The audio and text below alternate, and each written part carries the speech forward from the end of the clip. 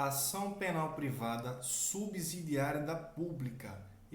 Essa espécie de ação aí que é muito importante para você aí que é estudante de direito, está fazendo a faculdade, está se preparando para a OAB ou para algum concurso em que essa matéria caia no seu edital, é muito importante você saber sobre a ação penal privada subsidiária da pública. Então, qual é o cabimento, quem é o titular da ação e várias outras coisas. Então, vamos acompanhar nesse vídeo tudo sobre a ação penal privada subsidiária da pública. Então, gente, a ação penal privada subsidiária da pública, que é a última espécie de ação penal privada que nós estamos estudando nessa série de vídeos, ela é muito importante. Ela está prevista nos artigos 29 e 46 do Código de Processo Penal. Então, gente, qual é a primeira coisa que a gente precisa saber sobre a ação penal privada subsidiária da pública? É que é o seguinte, ela será possível, será cabível quando o Ministério Público se manter inerte, ou seja, quando o Ministério Público ele não intentar com a ação pública no prazo legal, não é que é de 5 ou 15 dias, depende da situação, se o réu está preso ou não. Então, isso aí a gente já viu em outros vídeos também, esse detalhe do prazo da ação penal pública, que é o prazo que o Ministério Público tem para oferecer a denúncia. A gente já viu isso em outros vídeos, vou deixar aqui a descrição para você que quiser acompanhar. Mas é isso que caracteriza a ação penal privada subsidiária da pública. Então, toda ação penal privada desse tipo, ela depende de uma outra ação originariamente pública. Ou seja, a ação ela nasceu pública, isto é, a titularidade é do Ministério Público, mas pelo fato de o mesmo ter ficado inerte, não ter intentado a ação pública no prazo legal, não ter oferecido a denúncia no prazo legal, para que o ofendido não fique prejudicado, o legislador dá essa possibilidade de o próprio particular oferecer não mais a denúncia, mas sim a queixa-crime, porque a ação ela deixa de ser pública, nasceu pública, mas agora ela passa a ser privada subsidiária da pública. Então, quando eu digo que essa espécie de ação ela precisa de uma anterior, é que o nome já está dizendo, porque ela é subsidiária. Ela está subsidiando a ação que nasceu pública. E por essa inércia do Ministério Público, ela se torna privada subsidiária da pública.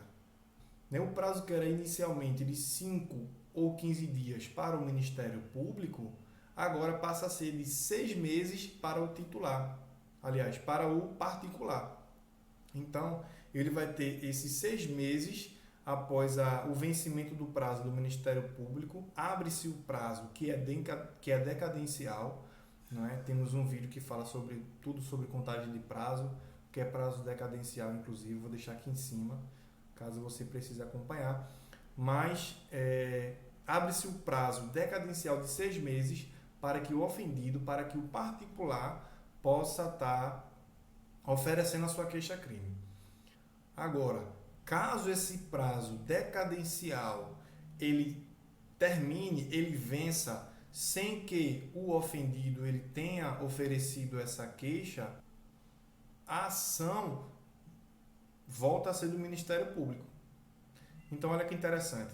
Inicialmente, a ação ela nasce pública. Quem tem legitimidade? O Ministério Público.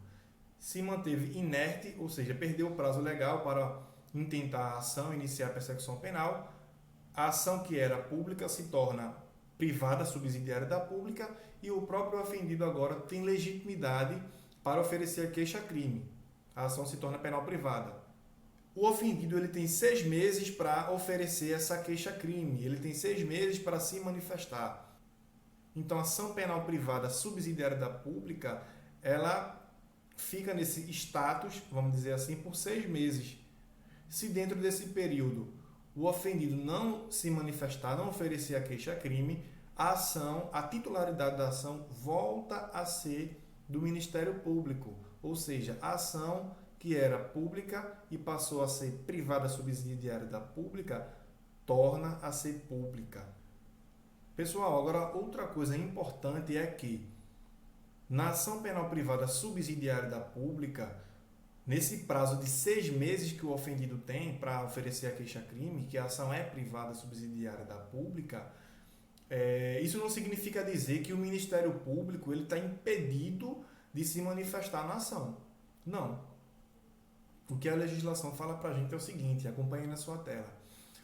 Ela fala que o Ministério Público poderá intervir a qualquer tempo em todos os termos da ação e a todo tempo, no caso de negligência do querelante, retomar a ação como parte principal.